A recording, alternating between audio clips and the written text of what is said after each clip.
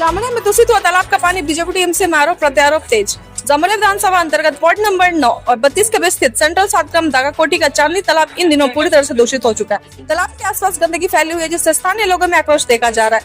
इस मुद्दे को लेकर भाजपा नेत्री प्रियंका त्रिवेवाल मौके पर पहुंचे स्थानीय महिलाओं से बातचीत कर स्थिति का जायजा लिया। महिलाओं ने बताया कि वर्षों से इस तालाब का उपयोग कपड़े धोने और स्नान करने के लिए किया जा रहा है, लेकिन अब पानी इतना गंदा हो चुका है कि उसका उपयोग करना संभव नहीं है।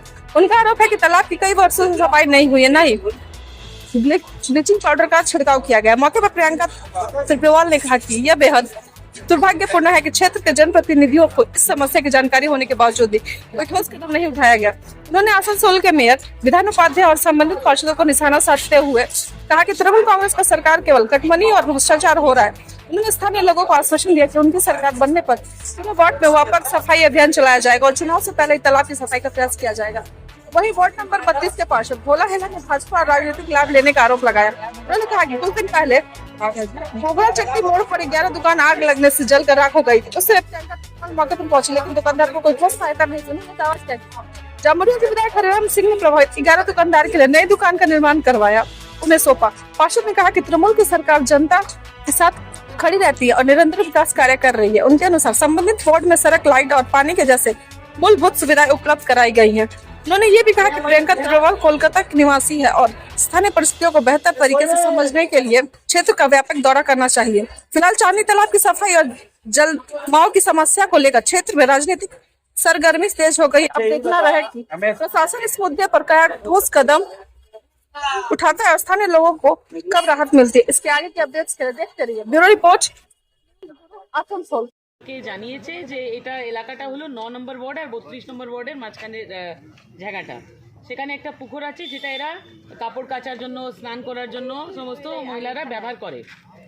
আর সেটা এত নোংরা, মানে কোনোদিন এখানে পরিষ্কার করা হয় না, জলে কোনো ধরনের মানে ব্লিচিং দেওয়া বা কিছু করা, ক্লিনিং করা কিচ্ছুই হয় না। পাশেই তো বেনালিতে মেয়র থাকে, তো এই অবস্থা দেখতে পাচ্ছে না। কিন্তু বারবার একটাই কথা আমরা দেখতে পাচ্ছি যে টিএমসি শুধু চুরি করার জন্য দায়িত্বতে বসে আছে।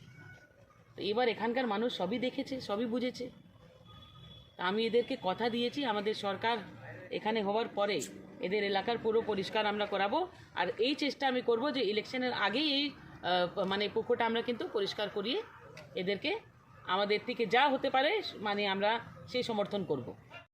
রইল শ্রীমতী প্রিয়াঙ্কা টিগ্রিওয়াল। উনি কয়েকদিন আগে যখন এই আমাদের বগলাচটিতে আগুন লেগেছিল, উনি আসলেন, ভালো করে বাইট দিলেন, রাজনীতি করে বেরিয়ে গেলেন। কিন্তু মানুষের তো কোনো হেল্প করলেন না ওনারা। বিজেপির তরফ থেকে তো কোনো হেল্প করে নেই। আমাদের এমএলএ শ্রীমান হরিরাম সিং ওদের নতুন করে দোকানগুলো করে দিয়েছেন। মানুষের কাছে তো আমরা দাঁড়াই, ওনারা ভোটের সময় মানে বছরে 5 বছর পরে যখন ভোট আসবে তখন দাঁড়ায়। তো এখন দেখছি উনি সব জায়গায় ঘুরে বেড়াচ্ছেন, কিন্তু দেখছেন যে যেই জায়গায় দাঁড়িয়ে আছেন, যার উপর কথা বলছেন, সেই রোডটা কে করেছে, সেই জায়গায় লাইটটা কে করেছে, সেই জায়গায় জলটা কে দিয়েছে। ওই পাড়াতে জল আমি দিয়েছি, 24 ঘন্টা জল আমরা ওইখানে করেছি, এই কিছুদিন আগেই করেছি। ওইখানকার জলের অসুবিধা ছিল, জলের অসুবিধা আমরা দূর করেছি। তো যেটা এলিগেশন উনি লাগাচ্ছেন, উনি হয়তো জানেন না কলকাতার বাসী, এটা কলিয়ারি বেল্ট এলাকা। কলিয়ারি বেল্ট এলাকার মানুষ কীভাবে থাকে ওই আমরা বুঝি। ওই সরু গলিতে কোনো গাড়ি ঢুকে না, তাও কিন্তু মাথাতে ধুয়ে ধুয়ে আমাদের সুইপারগুলো কিন্তু ওইখান থেকে বর্জনাগুলো বাইরে ফেলে, তারপরে ওইখান থেকে আমাদের গাড়ি নিয়ে চলে যায় জিটি রোডে। এবার ওনার মনে হচ্ছে যে আমি কিছু জিনিসও বলতে পারেন যে কোনো জিনিসে, কিন্তু মানুষের তো কোনো ভালো করছেন না ওনারা। আজকে দেখবেন যে কোনো জায়গাতে যেখানে ওনারা এমপি এমএলএ আছে, বেঙ্গলতে আছেন 77টা না কতটা এখন বেঁচে আছেন, অনেক লোক তো আমাদের পার্টিতে জয়েন করে নিয়েছেন। ওইখানেগুলোতে দেখতে পাচ্ছেন কেমন কাজ হচ্ছে, কোনো নামই শোনা যায় না কী কাজ করছেন। উনি ওইখান থেকে এসছেন, এবার কলকাতা থেকে এসছেন, কলকাতা থেকে এসে এখানে ভাবছেন যে রাজনীতি আমি করব। তো রাজনীতি করার জন্য ওনার কাছে আর কোনো বক্তব্য দেওয়ার কিছু নেই। ওই জন্য উনি ওই রাস্তাঘাট উনি যাচ্ছেন ঘরে ঘরে সবাইকে ভুল বোঝাবার জন্য, ওইখানে লোকের কাছে কথা বলছেন, ভুল বুঝাচ্ছেন যে আমরা আসলে এই দেবো, আমরা আসলে ওই দেবো। ওইরকম তো বিহারেতে দিয়েছিলেন, কত ঘর ভেঙে দিলেন ওনারা, গরিব মানুষকে ঘর ছাড়া করে দিলেন, বুলডোজার চালিয়ে দিলেন। তো এইটা বেঙ্গলতে চলবে না। এইখানে আমরা মা মাটি মানুষের সরকার, মানুষের জন্য আমরা কাজ করি। এখানকার ডেভেলপমেন্ট যতগুলো হচ্ছে আপনিও দেখতে পাচ্ছেন, সবাই দেখতে পাচ্ছে। আর আমাদের পক্ষ থেকে যত পারি আমরা মানুষের সেবাই করি, আমরা সেবা করা পার্টি আছি। ওইটা ঠিকই বললেন, ওই জায়গাটা কিছুটা প্রাইভেট ল্যান্ড আছে, ওনারা দিচ্ছেন না কিন্তু এনওসি, অনেক ঝামেলা হয়েছিল, আমিও গেছিলাম মাঝখানে, তো আমরা বুঝিয়েছি লোককে, কিন্তু ওইদিকে জায়গা করতে দিচ্ছে না রোড করতে। এটাই হচ্ছে, ওনারা যদি পাড়ার লোক বুঝিয়ে দেন মানুষকে, যেরকম আমি ট্যাপ নিয়ে গেছি ওইখানে, আমি জোর জবরদস্তি ট্যাপ ওইখানে দিয়েছি, এখনও ট্যাঙ্কার করে জলও দিচ্ছি।